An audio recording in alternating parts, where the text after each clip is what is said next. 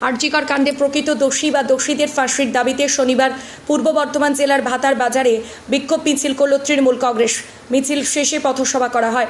সিবিআইয়ের তদন্তের গতি প্রকৃতি নিয়ে সরব হতে দেখা যায় তৃণমূল নেতৃত্বদের। শনিবার বিকালে ভাতার ব্লক তৃণমূল কংগ্রেসের উদ্যোগে ভাতার বাজারে বিক্ষোভ মিছিল হয়। নেতৃত্বে ছিলেন ভাতারের বিধায়ক মানগোবিন্দ অধিকারী, যুব তৃণমূলের রাজ্য কমিটির সাধারণ সম্পাদক শান্তনু কোনার, ভাতার ব্লক তৃণমূল সভাপতি বাসুদেব জর সহ ব্লকের অন্যান্য নেতৃত্ব। ভাতার ব্লক তৃণমূল কার্যালয়ের সামনে থেকে মিছিল শুরু হয়। ভাতার বাজার ঘুরে নাসিকগ্রাম মোড়ে পথসভা হয়। এদিন তৃণমূল নেতৃত্ব দাবি করেছে তদন্তভার রাজ্য পুলিশের হাতে থাকলে বিচার তাড়াতাড়ি পাওয়া সম্ভব হতো। কিন্তু বিগত দিনের অভিজ্ঞতা নিরিখে বলা যায় আরজিকর কাণ্ডে সিবিআই 20 বছরেরও বিচার দিতে পারবে কিনা সন্দেহ।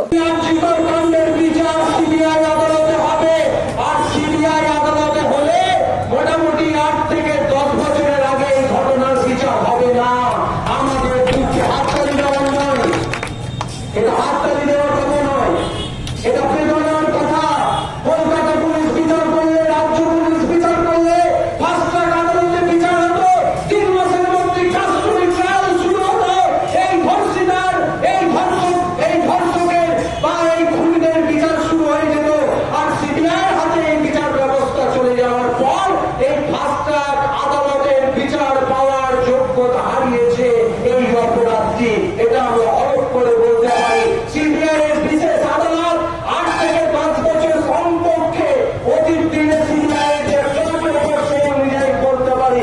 অর্থাৎ এখনই আমরা আরজিকর কাণ্ডে বিচার পেতে পারছি বলে মনে হচ্ছে না। তাই আমাদেরকে পুনর্বার রাস্তায় নামতে হয়েছে কয়েকদিনের মধ্যে।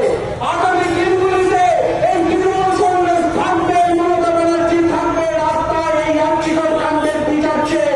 অনেকে যারা বেরিয়েছে স্বার্থান্বেষী, কুচক্রী, আর অনেকে যারা বিশৃঙ্খলাকারী বেরিয়েছেন, ধর্মে ধর্মে লড়াই লাগিয়ে দিচ্ছেন, পুলিশকে মেরে পুলিশের চোখ কানা করে দিচ্ছেন, জোর করে নবান্নে দখল করতে যাচ্ছেন। বন্ধুগণ, কেউ থাকবে না, কেউ থাকবে না।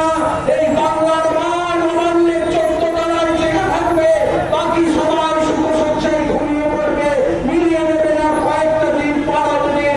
তাই বলছি, যারা প্রকৃত অর্থে আর্থিকর ঘটনার বিচার চান তারা আসুন আমাদের সাথে। আমাদেরকে আন্দোলন থামানো চলবে না, সবাই ঘুমিয়ে পড়বে। আবার বলছি, আমাদেরকে জাগ্রত থাকতে হবে। এই মহিলা শুধু নয়, এই নির্যাতিত শুধু নয়, এই পশ্চিমবঙ্গের বুকে কোন রকম যেন যৌন অপরাধমূলক কোনো ঘটনা না ঘটে, তার জন্য সামাজিক সচেতনতা গড়ে তুলতে হবে এবং মমতা বন্দ্যোপাধ্যায়, অভিষেক বন্দ্যোপাধ্যায়ের আগামী নির্দেশের প্রতি লক্ষ্য করে রাখতে হবে। আন্দোলনের ঝাঁজ সেই দলের নেতৃত্বের নির্দেশ মোতাবেক আমরা বাড়াবো। ভাতার থেকে শেখ মিলনের রিপোর্ট, সোজা কথা নিউজ, পূর্ব বর্ধমান।